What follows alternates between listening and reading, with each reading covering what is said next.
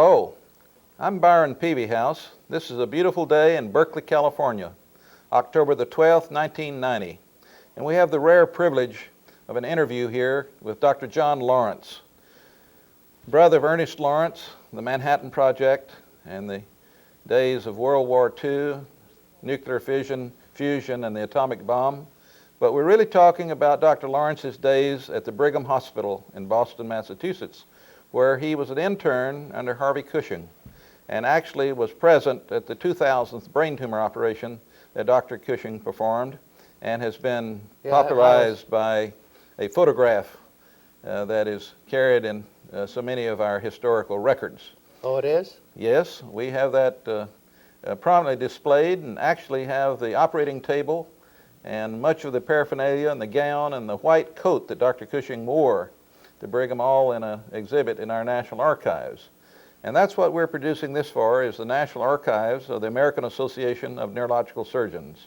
We're trying to interview various, we'll say, characters, personalities, individuals who have had something to do with the history of neurological surgery.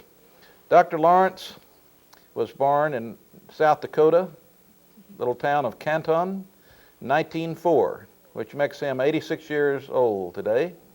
And still, he looks in excellent health. We just came over from his home in Orinda, California, to the studio, and we've been talking about his early days of training before he came to Harvard and the Brigham. After finishing his undergraduate degree at the University of South Dakota, he went to Harvard Medical School 1926 and graduated in 1930. While he was a medical student there, he became acquainted with, or in some way caught the attention of Dr. Cushing, and was invited to become an intern the following year. And we'll start with that. You don't really remember the first time you saw Dr. Cushing, but he must have given some lectures to the students, and in some way then you first met the great man. It's funny how things come back. I'll tell you how he happened to call me. He had a student, he had an intern that was turned down because he got married. Oh, that's bad in those days. I remember that. Yeah, you can't get married if you're at the Brigham Hospital. Uh-huh. So when he found that out, he started looking around, and just how he landed on me, he knew me, and he had to pick somebody that stood very well in the class, so he asked me to take the internship. And this was probably during the middle of your senior year? Would be about 1930? In April. April 1930. Yeah, and I quit medical school. I told him, I said, I haven't finished medical school. He said, well, that's all right, I'll take care of that. And did they give you the MD degree? Yeah, I went to Cambridge and got my MD with everybody else. Uh-huh. But I didn't finish medical school. Well, it sounds like you finished it in sort of the practical side by working with him. Yeah, and right. That was today we do that in the so-called clerkships, externships, that medical students will go to other schools and hospitals during their senior year. I see. So you started that procedure, I guess, in 1930, and then you worked for about a year in the Brigham Hospital as an intern for Dr. Cushing. 16 months. And when I took that internship with him, I told him, I said, I'm not going to be a surgeon. And, well, he said, you ought to take a surgical internship. Every medical man should take a surgical internship. And you told him you wanted to go into medicine. Yeah, I said, I want to go into medicine. Well, I'll get you in medicine. Do you think he thought that you might change your mind and become a surgeon? No, I don't think so. I don't know. Okay. Tell me what you remember about Dr. Cushing as an individual. Any little Well, he was peculiar a very handsome, small man. A very handsome man. Very charming man. But a lot of people didn't think he was charming. You said earlier that he was just a perfect gentleman with you and very kind to you. And Yeah. Yeah, a he good was. teacher. Yeah, he was, yeah. Yeah, he was a very kind man and very friendly. And but he had this vacancy, this fellow that got married, and he couldn't get married at the Brigham. Mm-hmm. So I took his place. I didn't like that idea, but I was a bachelor then, but I didn't like to take a place of a guy that had been turned down because he got married. See? What do you remember as a typical day? What time in the morning would you start work? Oh, I'd get up very early and work late. Mm-hmm. It was the hardest time of my life. That 16 months you remember that way. Yeah, that's right. What time would Dr. Cushing come to the hospital? I think he came at about 8 o'clock. You had already made rounds and checked on the patients before that? Yeah, Mm-hmm. right. And then when they had an operation, the intern would have to select the instruments and be there to hand instruments up on the table. Yeah, I was usually the instrument man, so I had all the instruments on the table, and I'd hand them to him as he needed them. How did you learn those instruments?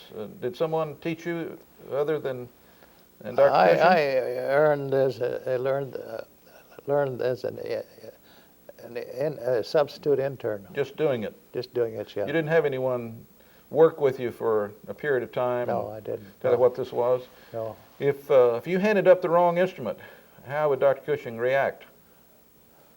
Well, I remember once or twice he cracked my knuckles with an instrument. Because you weren't fast enough, or I wasn't doing the right job. the wrong instrument? I can remember that. He hit me like that. Uh-huh. But you didn't make any mistakes with him. You're on the job. You had to become perfect as soon as possible. Right. Do you remember the different kinds of patients, of kinds of tumors that? A lot of You see? glioblastomas. And I remember we had Leonard Wood, who had a... That's General Leonard Wood that Dr. Lawrence said earlier that Cushing had opened up for a meningioma about, 16 years earlier? Yeah. And then he came back during your year for a reoperation for, I guess, a convexity meningioma, and you participated in that operation. Yeah, I did. Yeah, that's right. You remember anything about General Wood? No, I don't. What about Dr. Cushing's daughters? Let's see, I knew Betsy, and I took her out a couple of times.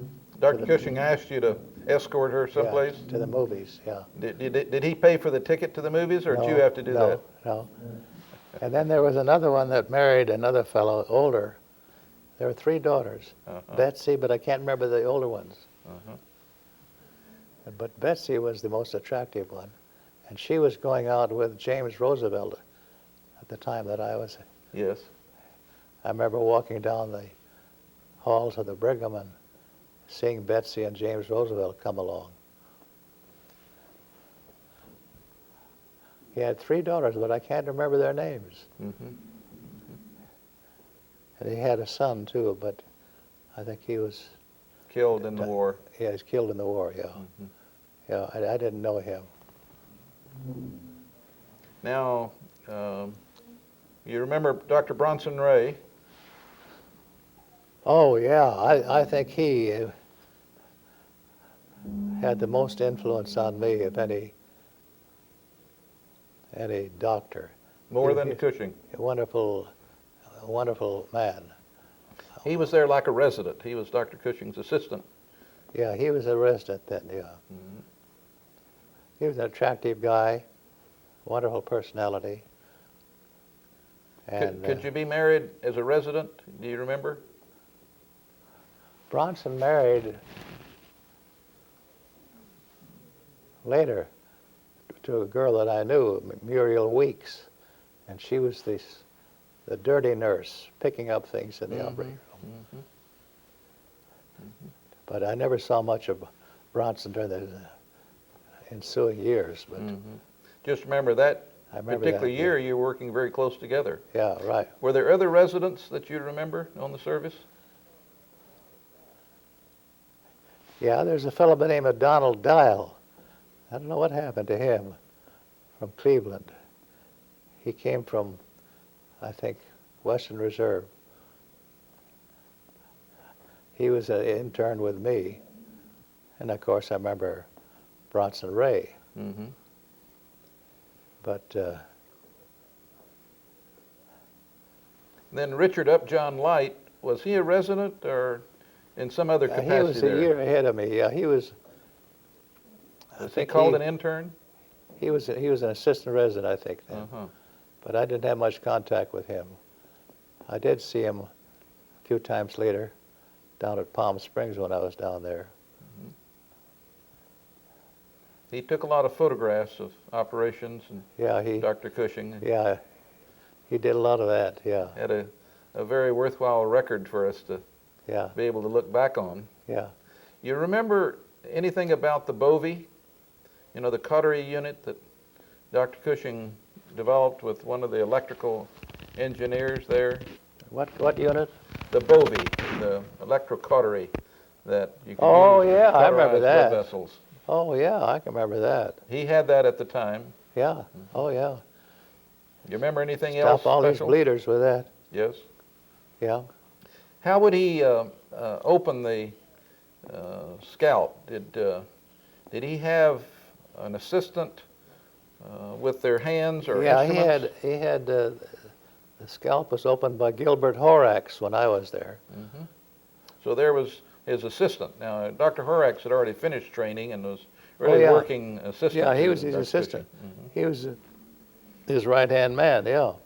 So Dr. Horax would open the scalp, and Yeah. then would he also open the craniotomy, take off the skull plate? I think he would, but then about that time Cushing would come in. Mm-hmm.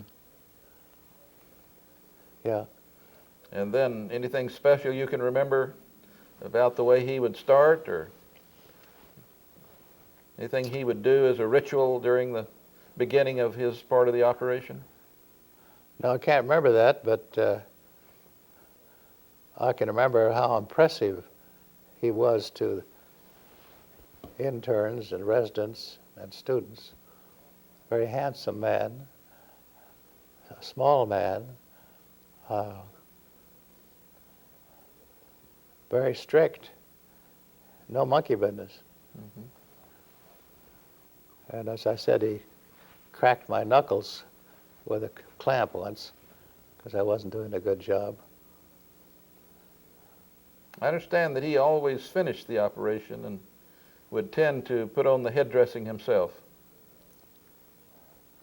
Yeah, that's right. He did that. He finished it himself. And then he would go to a small room nearby and Make a drawing. the yeah, sketching. Sketch it and write it up. Did you ever do any sketching or try to emulate what he was doing? Yeah, I guess I did a little bit. No, it didn't make any impression on me, though. As an intern, could you write orders? On the Yeah. chart, would you write the post-operative orders? Oh, yeah, Mhm. sure. And did you do other things that were on the ward that you can remember that were particularly neurosurgical? Did you do lumbar punctures? And Yeah, did you ever do any of the ventricular taps yourself? I did. Oh, yes, I did ventricular taps and lumbar punctures, all of them, quite a few times, yeah. Yeah. But this never made you think you'd like to be a neurosurgeon? No, I never, I don't know how I talked him out of it, but he knew that I wasn't going to be a neurosurgeon. But he said, well, you ought to take a surgical internship anyway, he said. Mm-hmm. He apparently liked me and knew that I stood well in my class, and he needed an intern in April, so I said, I haven't graduated. Well, I'll take care of that. So I never did graduate, but I went over to Cambridge and lined up When with the my class with my graduated. class. Got my degree, but everybody was very jealous because I hadn't finished medical school. And then what did you do after that? Did you get a doctorate or a PhD? Well, then Cushing sent me out to Rochester, medical school in Rochester, New York. And that's where you did your first year of residency in Yeah. internal medicine. Yeah, then by that time I became interested in a girl down in New Haven. Mm-hmm. How did you meet her if she was in New Haven? Well, I had a brother who was 4 years older than me, That's Ernest. Ernest, Uh-huh. and he was a young assistant professor at Yale. He'd already gotten his degree in physics Yeah, at, did he go to MIT or did he finish that at Harvard? no, he finished that at Yale. He got His doctorate. Doctor's, And then became a member of the faculty. yeah, And so he introduced you to the girl that later became your wife? no, No? that girl is living here. In later years, she married a friend of my brother's and a friend of mine, Ed McMillan, who was a famous physicist. Mm-hmm. Her name was Elsie, and she was a sister of Molly. Molly was the wife of my brother, and they were both daughters of George Bloomer, who wrote volumes that were famous then, Bloomer's Bedside Diagnosis. Mm-hmm. And I knew him too. He was a remarkable man. He was the physician's physician, so anytime some patient got sick, you'd have to see Dr. Bloomer. So he never made very much money because a lot of his Taking care of all of his colleagues and their families. Yeah, right. Yeah, right. So your brother introduced you to this lady and you decided to go to New Haven and finish your residency in internal medicine there.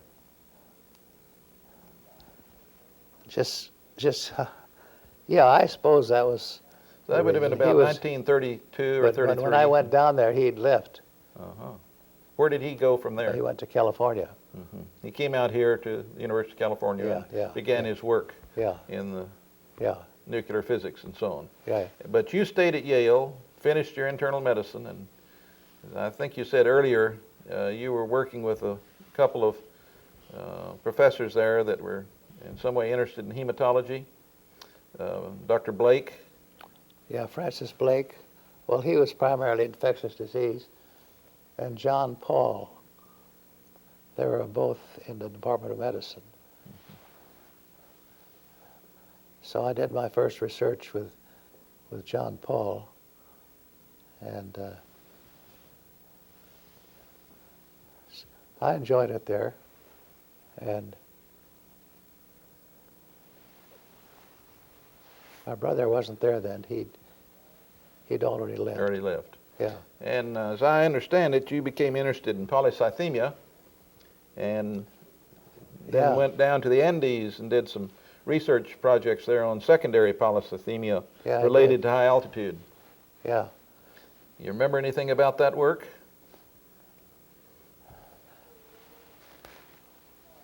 Well, the cause of polycythemia vera is not known.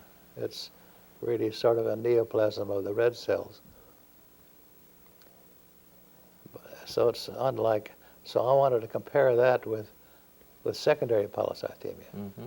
So the way to do that is to go down to where everybody has secondary polycythemia. Sure. So I went down to the Andes. What elevation were you at there, you remember? Yeah, I was at 12,000 feet. I lived at 12,000 feet, but I went higher too. I went up to 15, but I lived at 12. Mm-hmm. I'd always go back and sleep at night at 12,000 feet. And you were taking blood samples. Oh, yeah. And what else would you do with the natives there, the patients that you were working with? Did you do other kinds of tests? I can't remember that, no. Mm-hmm.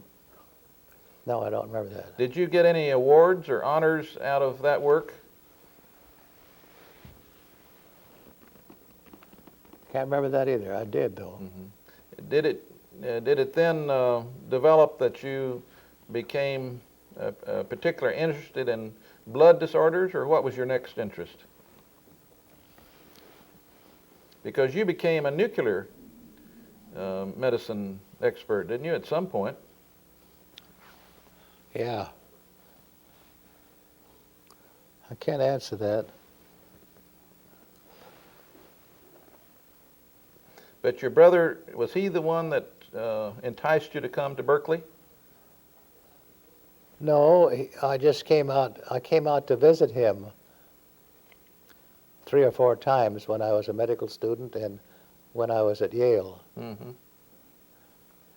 I just came out on a visit, but then I got involved out here in Berkeley, and that's the way I got into the things that I was doing. What was your specific work here in Berkeley? What was your title? Was it just a professor of medicine, or did you have something? Yeah, I became a assistant professor of medicine, then finally a full professor of medicine. And but I was in Berkeley, but I'd go to San Francisco and work some. And you were using isotopes and doing nuclear yeah, studies? then I began using isotopes. One of the first one to use isotopes clinically. Right. Yeah. And do you remember when the Donner Laboratory, and you became involved with that at some stage? Yeah, I started that. Did you? And that was to develop more knowledge about isotopes? Yeah, it was to extend isotopes into medicine. And I remember I went to Philadelphia and sold the idea of the Donner Laboratory to the Mr. Donner, who was from Philadelphia. And I saw that this is going to be a very important field. So he built the laboratory. And while you were here, you became acquainted with the neurosurgeons here, like Dr. Nafziger, Yeah. Dr. Adams, so forth. Yeah. Did you ever do work together in the sense of patients that had neurosurgical suppose I disorders? did. Don't remember anything special. I can't name anything. What about the Lawrence Laboratory in Livermore? Were you involved in that? Well, I've formed the medical program out there, but he, see, during the war, he was involved in the atom bomb and the hydrogen bomb, Yes. and the fellow that was in charge of that laboratory, and he was appointed by my brother. That's Robert Oppenheimer. Yes. And Robert Oppenheimer, I think it was partly a guilt feeling that after the war he closed the laboratory down. I Guilty remember about something it. of that. Yes. And Ernest didn't like that, He reopened it then later. and he reopened it. The thing to do is to keep strong. So you, There's no morals in keeping the country strong. So he got the laboratory going again. so you didn't have much contact with neurosurgeons then after you came here to Berkeley and were teaching in the Department of Medicine? Yeah, I had some contact with him. Let's see. I can't remember now. There were some neurosurgeons that came to the Donner Lab and worked for brief periods of time. I think Tony Aguilar Oh, yeah. spent a year Yeah, there with you. Yeah, And I think there were others. yeah. But Yeah. they then went on to really the sort of general practice of neurosurgery later on. Yeah. What about those earlier days when you think of other people that were around you at the Brigham?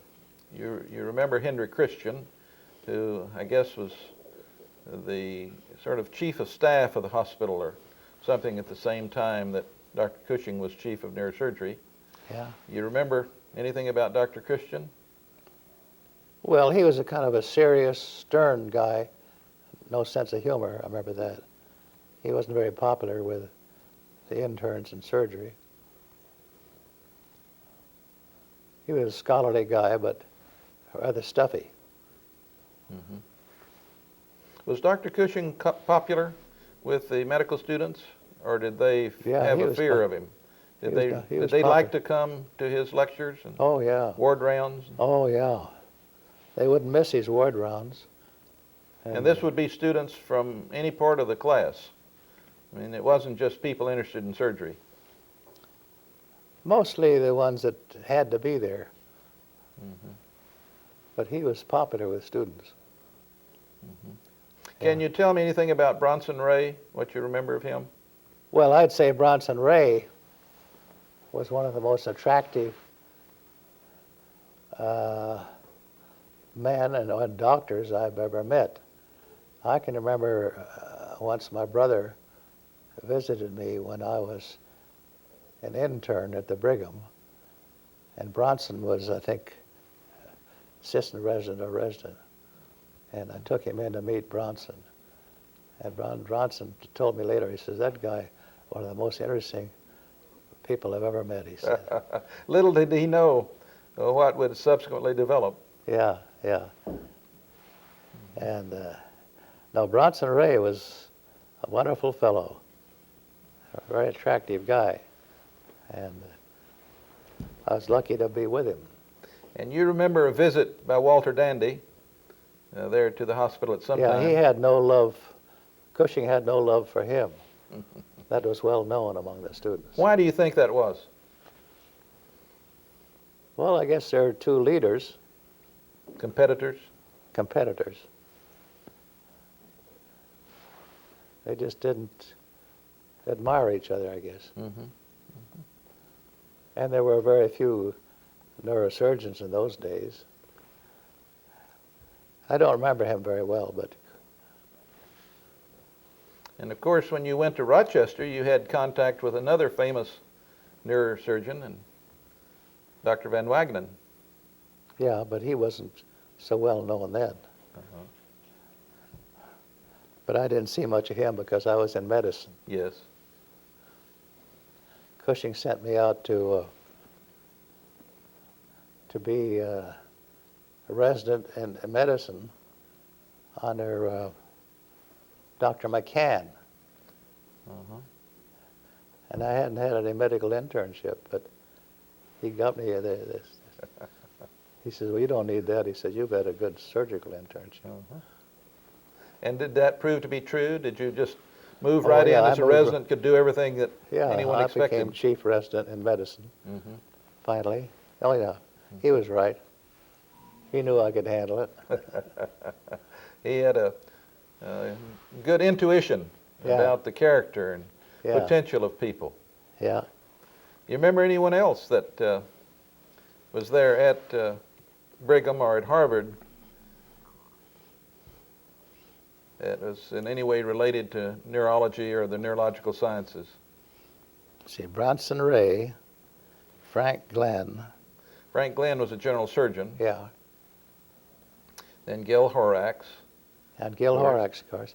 He was sort of the right-hand man of Harvey Cushing. He would open and close for him, but he would never do the main operation. Do you remember any of the operations for the tumor of hearing, of the Of what? the acoustic neuromas? Oh, yeah, we had a lot of those. How did those That was patients the get one along? successful operation. Was it a good operation? Yeah, Those it's people good. did well, Yeah. but he Because did most fairly of the well. cases they'd open up were glioblastomas, but acoustic neuroma, they could remove the tumor and cure them for 10, 15 years. What about the pituitary tumors?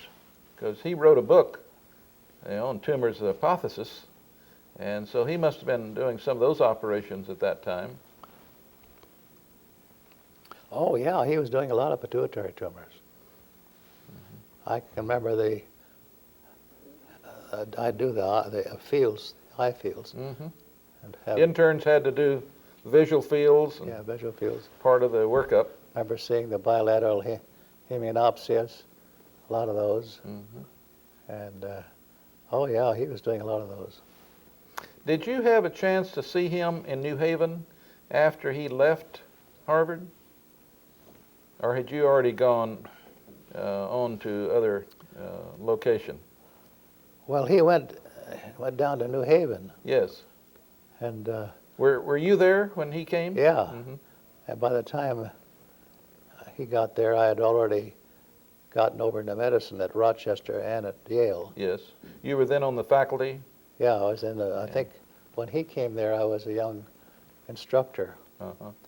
And right across the street from where he was, I was in the hospital. Did you ever talk with him then? Oh, yeah, I saw him quite often. What did he have to say about leaving the Brigham?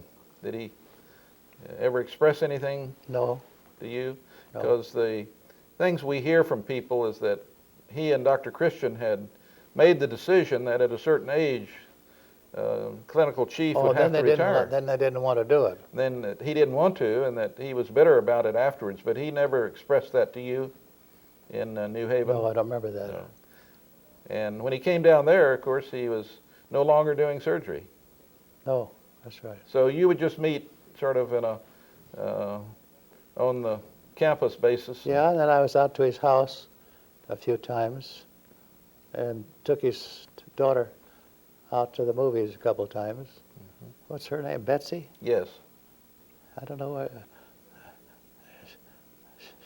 She's still alive. She's still alive? Uh-huh.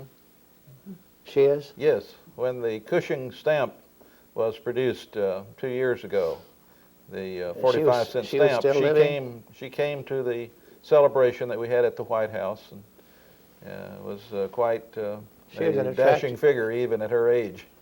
She's attractive? Yes. She And was there's a- a grandson that's named Harvey Cushing. Really? Uh-huh. I think his father, I talked with him briefly, and I think his father is in insurance sales or something of that sort. He's not a physician.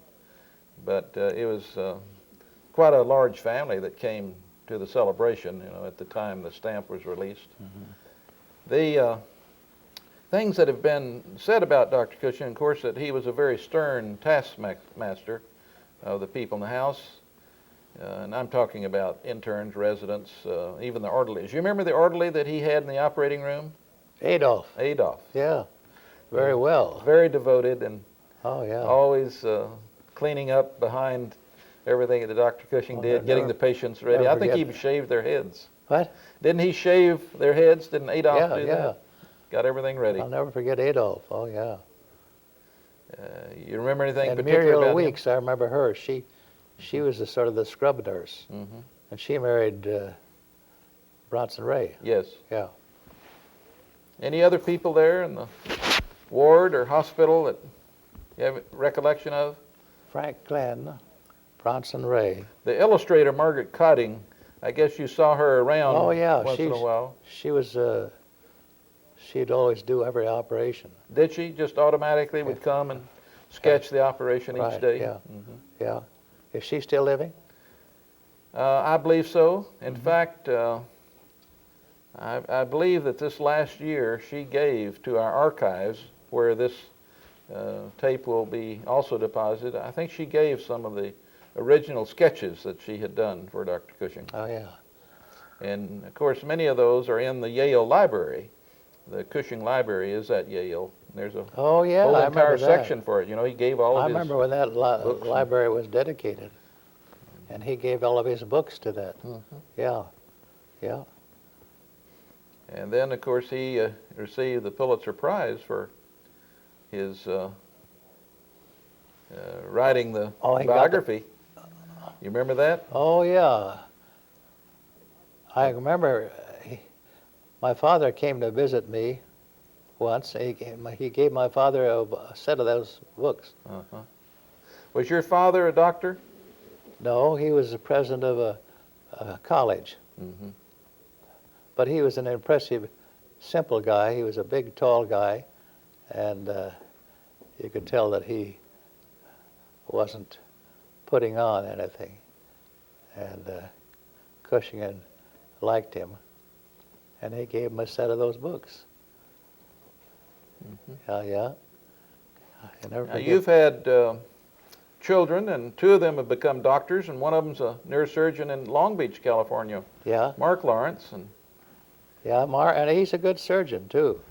And your other doctor is working here in the East Bay. Yeah, Jim. And is he a internist? Internal medicine? He's really in emergency medicine. Emergency medicine. See. He works for Kaiser. Uh-huh. That's Steve, Jim. Then a third son. And that's Steve, and he's a bachelor. Oh, that's a good occupation. Yeah, he's not a doctor. And then my daughter is married to a fellow who got his PhD in physics here in Berkeley. And has a family that she's raised in Paris. I see. So I go over there every couple, 3 years. And she comes over here just about once a year. Did your brother Ernest have children that still live in the Bay Area? Yeah, he had, I think, 6 children. But I don't know where they are now. You don't see them? I don't see them now lately very much. Molly lives, his wife lives here. She's still alive? Yeah. And he met her in New Haven when she was a senior at Vassar. And her father was a famous doctor, George Bloomer. And so his children, let's see, there's Mary, and she's married. I think she's been married 2 or 3 times now. And Eric, he's a school teacher in Los Angeles. That's 2. Robert is an MD and a well-known pathologist in Stockton, California. That's 3 of them. I can't think of the others right now. Yes. Well, it's been wonderful to talk with you about those old days. Yes. Think about that. This is 1990, and it was 1930 when you began that work. So that's 60 years ago, and you still have a remarkable memory, recollection of those It comes events. back gradually. You sort of have to talk about it, and one thought then brings forth another one. Yeah, right, right. And that's what I've been trying to do, is to Yeah.